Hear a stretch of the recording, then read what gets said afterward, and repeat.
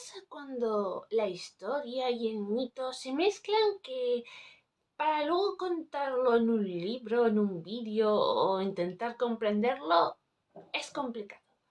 Es complicado, pero bueno, este relato en particular hay que tener en cuenta de que los antiguos griegos creyeron que fue real. Creyeron que pasó, creyeron que los dioses intervinieron en esta contienda ahí, golpe de cañón. Bueno, golpe de cañón. El cañón aquí no existía. Pero bueno, ya me entendéis. Y en el fondo es bastante interesante que creo que debería uno explorarlo más a menudo en la ficción, no solo quedarnos con la versión que protagonizó Brad Pitt. Contienda, dioses, Brad Pitt. Creo que ya habréis adivinado que esto es la guerra de Troya. ¿Queréis saber más? Seguimos con el vídeo. Vamos por allí, ya veo un par de murallas. Hola chicas mías, yo soy Verónica y bienvenidos de nuevo a este precioso canal en el que vamos a hablar de libros, de pelis y de mitología. Bueno, sección mitología con un tinte histórico ligeramente porque vamos a hablar de la guerra de Troya. Esa en la que los dioses pelearon junto con los mortales, se enfrentó a griegos contra troyanos y en el que vemos de que Orlando Bloom y Brad Pitt llegaron a protagonizar una película cientos y cientos de años más tarde. Es que no puedo evitar pensar en la película y ahora que sé con detalle la historia, o por lo menos varios detalles, las diferencias son muy abrumadoras, bastante abrumadoras. Pero bueno, sin enrollarme más como una persiana, vamos a ir contando esta. La guerra de Troya ha sido contada en un ciclo de poemas épicos, del que solo han sobrevivido dos en la actualidad: la Ilíada y la Odisea de Homero. O sea que si queremos saber sobre la guerra de Troya, esto es lo único que se ha conservado. Aunque en la antigüedad había muchos y muchos poemas. Y en cuanto a la existencia de Troya, hay numerosos debates de si la guerra llegó a pasar, es una metáfora, es una representación un tanto mística. Quitando el hecho de que los dioses griegos, quitamos el factor dioses griegos y parece ser de que sí, la ciudad de Troya sí existió.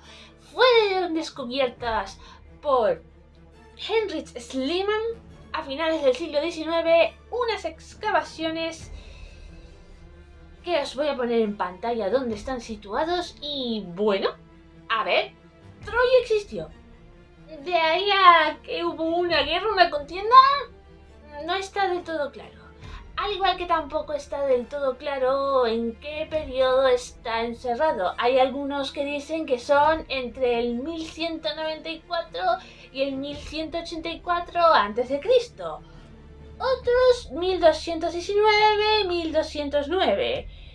Y Heródoto, por ejemplo, en el 1250. Pero hay algo que sí están bastante de acuerdo todos, y es que fue una contienda que duró durante 10 años. Una guerra de 10 años. Ahora que lo pienso, la gigantomaquia también duró 10 años. ¿Qué tenían los griegos con la década? Esto da de qué pensar. ¿Y cómo estaban formados las principales figuras, o sea, los bandos troyanos y griegos que, ojo, aquí hay que puntualizar de que se les llama en este poema aqueos, no griegos? Así que tener este dato en cuenta, pero voy a llamarlos griegos porque me conozco, sé que los voy a acabar llamando griegos, pero se llamaban aqueos, vale. Tenemos el bando de los griegos, formado, figuras representativas: Agamenón, líder del ejército griego; Menelao, hermano de Agamenón, y bueno, el principal artífice de esta guerra. Os explicaré por qué. Luego tenemos al legendario Aquiles con su amigo guión amante Patroclo. Luego tenemos a Neoptolomeo, os pongo el nombre en pantalla, perdón, Odiseo, Diomedes, Calchas, Ajax el pequeño, Ajax el grande, Filoctetes y Néstor. ¿Y quiénes tenían como aliados del Olimpo? Pues teníamos a la diosa Hera, a la diosa Atenea, que tenían razones de sobra para ir contra los troyanos. Luego tenemos a Poseidón y tenemos a Hefesto. Y también a Hermes, ahora que me acuerdo. Vale. ¿Y qué pasa con el bando de los troyanos? Pues tenemos al rey Príamo, a su hijo, el líder de los ejércitos, Héctor. Luego tenemos a París, el que causó todo este lío. Y luego tenemos a Eneas, Helenos y Cassandra. Y luego, como dioses, tenían a la diosa Afrodita, a la diosa Artemisa, al dios Apolo y, bueno, técnicamente al dios Ares, del dios de la guerra. Lo que pasa es que Ares era bastante oportunista, saltaba del tingo al tango.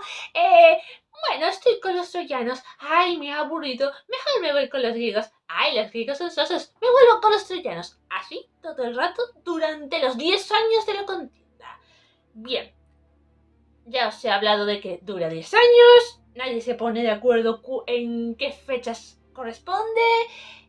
Os he hablado de los bandos. Y ahora sí que sí. Empezamos a relatar de forma resumida la guerra de Troya. Si bien es cierto de que comienza con que París llegó a conocer a Helena, creo que es bueno recordar de que París llegó a tener tratos con diosas y tuvo que elegir a la más bella. Hablo del mito de la manzana de la discordia, que os he contado aquí en el canal y que vais a tener en la caja de descripción.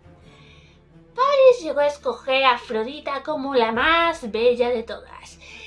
Y Afrodita le había prometido, por haberle concedido esta gracia, de que conseguiría el amor de la mujer más bella de todas. Y esa era Helena, la reina de Esparta y la esposa de Menelao. Vale, resulta de que París había ido de viaje diplomático. Vale, conoció a Helena, se enamoró al instante. Y según qué versión queráis, Helena y París se enamoraron profundamente, se fugaron de Esparta y se fueron derechitos para Troya. Otras versiones, bueno, básicamente París llegó a secuestrar a Helena y lo la llevó para Troya. En cualquier caso, Helena salió de Esparta. Menelao se quedó ultra mega furioso y pidió a su hermano Agamenón que empezara a llamar a todos los reyes griegos que movieran sus ejércitos porque quería recuperar a su esposa, o más bien recuperar el honor perdido por tal afrenta. Y bueno, a ver, la llegada no va a ser fácil, ¿eh? Solo con la llegada ya tenemos unos cuantos buenos minutos. Tuvo que pasar 2 años para que Menelao dijera, venga, vamos a por Helena. Tanto cariño a la esposa no le tenía, la verdad. Y bueno, no todos los reyes estaban de acuerdo. De hecho, el rey Odiseo intentó alegar locura para evitar ir él y sus ejércitos a Troya. ¿Qué pasa? Que descubrieron de que estaba fingiendo la locura y le dijeron, Odiseo, déjate de tonterías, coge a tus ejércitos, vente con nosotros a Troya o tu hijo sufre las consecuencias. Odiseo aquí dijo, mira, mejor me voy, no nos vamos a meter en problemas, que estamos hablando de Menelao y de Agamenón. Pues bien, ha habido una primera expedición antes de llegar a Troya precisamente y bueno, en esta primera expedición hubo un desembarco que tuvo lugar en Misia y aquí hubo un brutal enfrentamiento entre las tropas de Menelao y las tropas del rey de Misia, Telesfeo.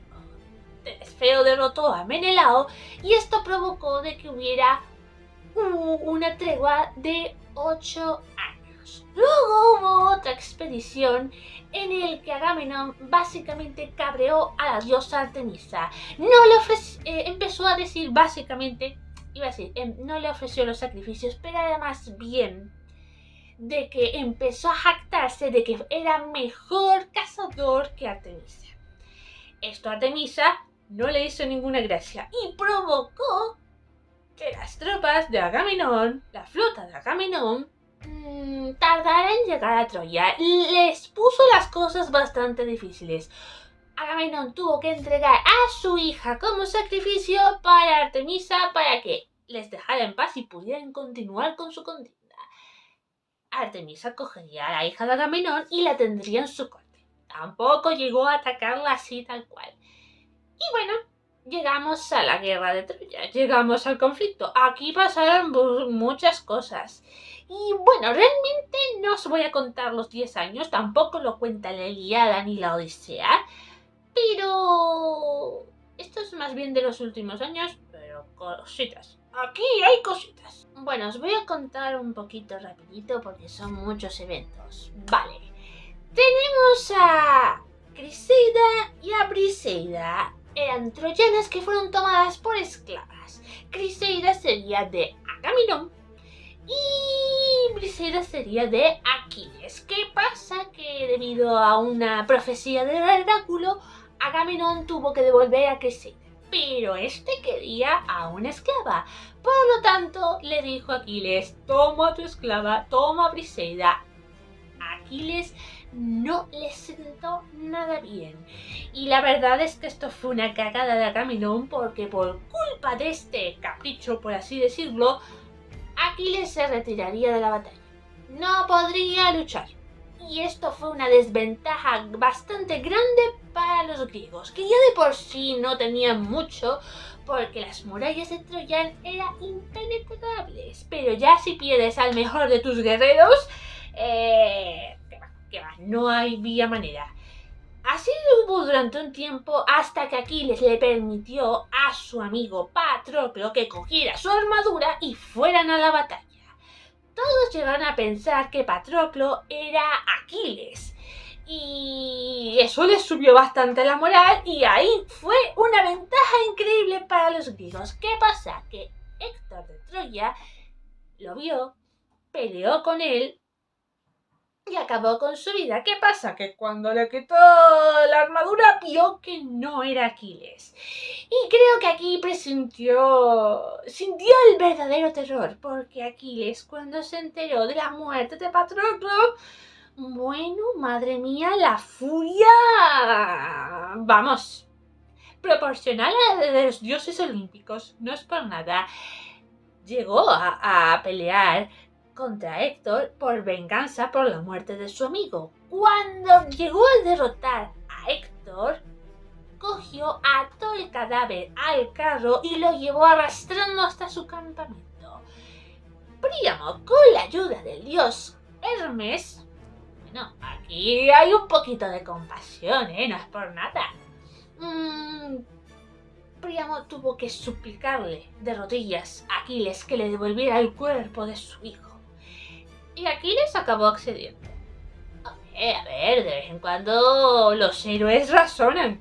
Y ojito, que aquí no acaban las muertes, porque poco después de la muerte de Héctor, Aquiles, que ya había vencido a algún que otro enemigo, como por ejemplo la amazona Pentesilea, pues resulta de que fue ensartado por la flecha de Paris, que fue dirigida por Apolo, o, según qué versión, el mismísimo Apolo, acabaría con la vida de Aquiles, atravesándole el talón. Tened en cuenta de que este es el único punto débil que tendría Aquiles a lo largo de su vida, debido a que no tuvieron cuidado y lo cogieron por el talón de chiquitito.